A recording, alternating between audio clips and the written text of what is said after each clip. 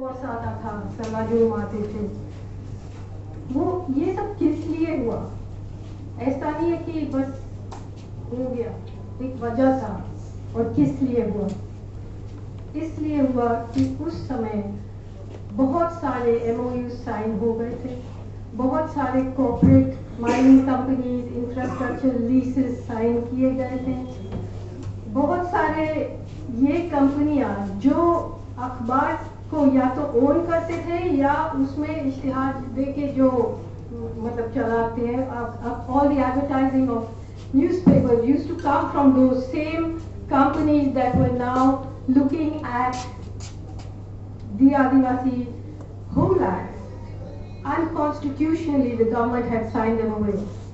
मतलब हमारा संविधान के खिलाफ था वो MOU। तो एक पूरी तरह से कॉन्फ्लिक्ट ऑफ इंटरेस्ट था। उस समय का prime minister said that this is the single largest internal security threat.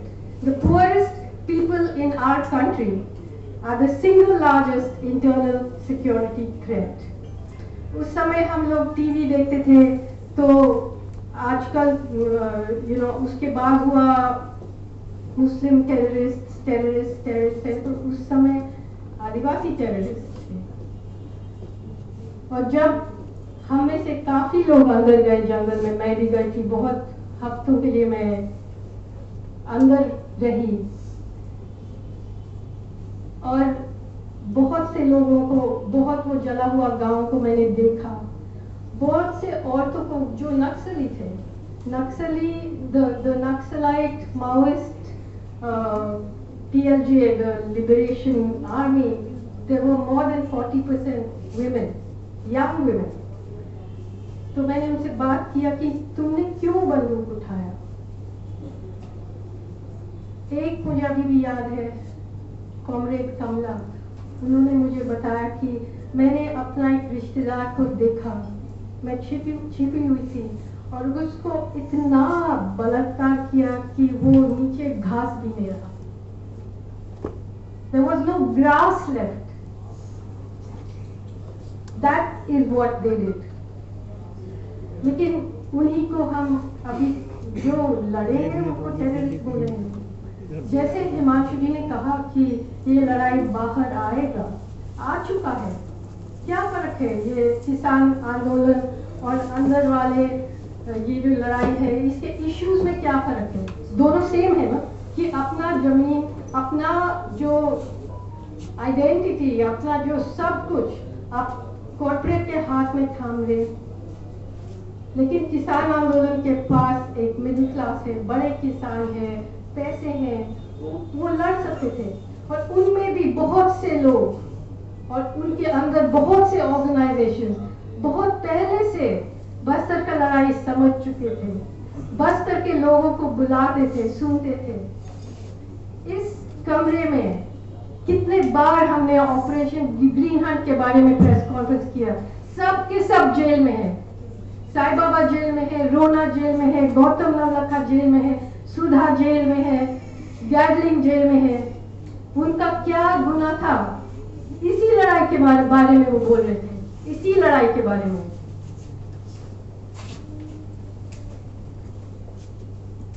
अब कंटेम्प्ट ऑफ कोर्ट या जो हिमांशु जी के ऊपर या तीसरा के ऊपर जो केस लगाया है, exactly what Nandini said, same thing. Gujarat के बारे में क्या क्या नहीं बोला था उस टाइम सुप्रीम कोर्ट ने। अभी it's a crime to follow the process of law set out by the courts. मतलब 16 साल इसीलिए लगा क्योंकि कोर्ट में इतना टाइम लगता है, वो सब आपके पास है, you have all those provisions. और आप जाकिया जाफरी को कह रहे हैं, जिन्होंने अपना, what is wrong with this country?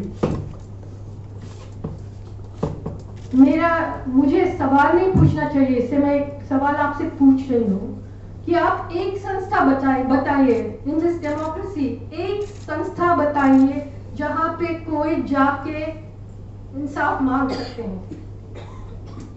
Court जा सकते हैं, पुलिस के पास जा सकते हैं, प्रेस के पास जा सकते हैं, कलेक्टर के पास जा सकते हैं, सारा कानून है। लेकिन it depends on who you are. कानून है, लेकिन आप दलित है तो कानून अलग है, आप मुस्लिम है तो कानून अलग है, आप औरत है तो अलग है, आप गरीब है तो अलग है। ऐसा नहीं है कि कानून है सबके लिए एक है, नहीं है। सबसे खतरनाक चीज ये है। अब आजादी के बारे में हिमांशु जी बोल रहे थे। आजादी के बाद 1960s बहुत इंकलाब हो रहा था इस देश में। बहुत अलग अलग किस्म के रेवोल्यूशनरी मूवमेंट्स हुआ था इस देश में। वो क्या मांग रहे थे? वो मांग रहे थे लैंड टू द टिलर, जो जमीन पे मेहनत करते उनको जमीन दो, जमींदारी खत्म करो, रीडिस्ट्रीब्यूशन ऑफ वेल्थ। बहुत इंकलाबी चीजें मांग रहे थे, उनको कुचला दिया, खत्म कर दिया। 80s और 90s में आंदोलन, जो रैडिकल आंदोलन थे, क्या मांग रहे थे? नर्मदा बचाओ आंदोलन। क्या मांग रहे थे? कि हमारे पास जो है जमीन वो छोड़ दीजिए, हमको विस्थापन मत कीजिए। एंटी डिस्प्लेसमेंट हो गया, from justice to anti displacement. उनको भी कुचला के खत्म कर दिया। फिर आ गया 2000 में, 2008, 9, 10। तब क्या लोग मांग रहे थे? नरेगा, कि बस हमें 3 महीने के लिए थोड़ा मतलब पेट भरने के लिए पैसे दें। तब कहते कि नहीं, ये बहुत खराब बात है, नहीं हो सकता, नो एम्प्लॉयमेंट गारंटी।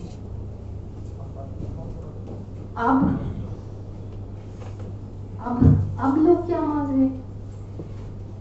कि आपको मोदी जी के छापा हुआ बैग में थोड़ा सा आटा मिलेगा, नमक मिलेगा,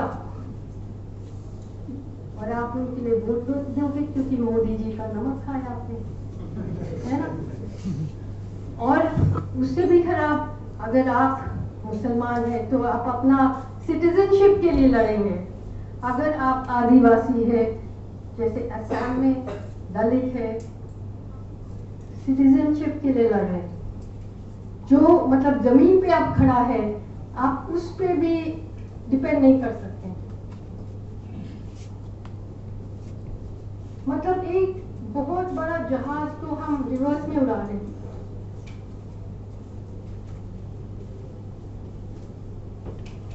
कौन सा मतलब अभी इतने सालों में जो हम विपक्षी पॉलिटिकल पार्टीज कहते हैं, जो भी है, कांग्रेस है, शिवसेना है, जो भी पार्टी है, अभी उनका तो बस खरीदारी होती है, ऑक्शन होती है। मतलब ये सर्कस देख के मुझे लगता है कि हमें वो जो कॉमेडी में लगाते हैं लाफ ट्रैक, ऑटोमेटिक फैक्ट्री वाला जो हंसी है, उसको चिपका के देखना चाहिए न्यूज को, क्योंकि there is no political opposition that is not compromised now. That is not at a national level for sure. So जो इनकलाब आएगा, किसान आंदोलन से आएगा, बस्तर का आंदोलन से आएगा, दलित आंदोलन से आ सकता है। 2019 जब इलेक्शन का रिजल्ट आया था, जब बीजेपी छा गया था, उन्होंने दिखाया कि हमें मुसलमान का वोट नहीं चाहिए, तभी मेजॉरिटी जीत सकते हैं। हमने मायावती को हरा दिया, हमने लालू को हरा दिया, हमने मुलायम सिंह का पार्टी को हरा दिया। सब कुछ हमारे पास है, सब हिंदू बन गए, सब बीजेपी का मेजॉरिटी पूरा, बस उन्होंने पूरा ताकत से जीता था। उस टाइम मैंने देखा हमारा प्रधानमंत्री आया था शाम को, मतलब विक्ट्री स्पीच देने के लिए, बहुत उदास था। हमें समझ में नहीं आया कि सबको आपने हरा दिया, फिर भी आप इतना उदास क्यों हैं? और उन्होंने बोला ये टुकड़े टुकड़े गैंग है, ये खान मार्केट गैंग है, ये मतलब 2, 3, 4 जो लोग सब हम हैं और जो जेल में है, ये लोग बाकी है। मतलब जैसे एक बड़ा काला सा कर्टन लगाएंगे, उसमें छोटा छोटा छोटा छेद होगा ना, जैसे तारे रात में, उसको भी बंद करना है। और वो सिलसिला भी हो रहा है। तीस्ता सेतुआ को बंद कर दो, बाकी भीमा कोरेगा तो बंद ही है, हम लोग सब कुछ है, लेकिन कब तक?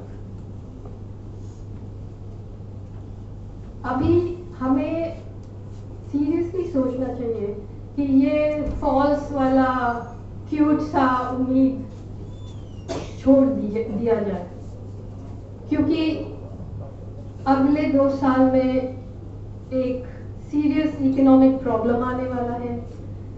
बेरोजगारी तो है ही है, जैसे पहले कभी नहीं था।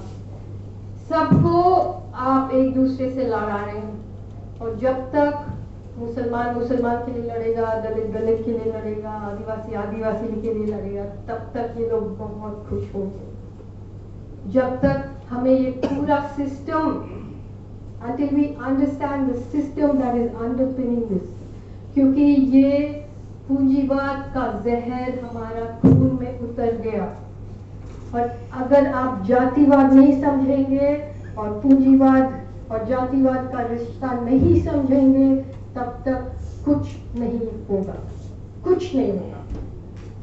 बस इतना मुझे कहना था।